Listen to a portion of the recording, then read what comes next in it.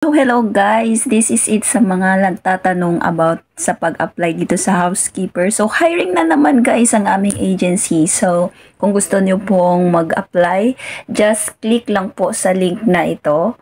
Ayan, yung blue link ng Google link. Punta lang po kayo sa page ng Mother's Way for Japan. Yan po ang profile ng Mother's Way for Japan na page na puntahan nyo.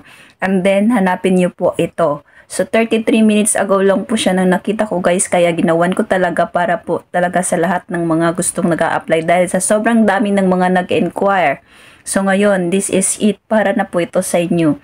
So, baka kayo na din po ang isa sa mga housekeeper na pupunta dito sa Japan. So, ano pang hinihintay nyo dyan, guys? Gising, charot.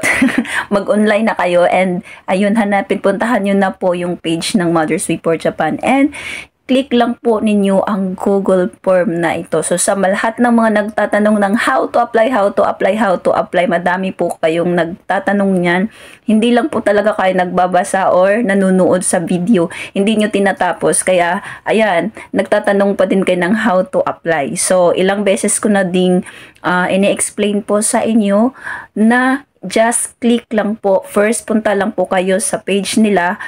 And then, check nyo po yung profile. Ang profile po ng Mother's Way for Japan, ayan po sa harap nyo.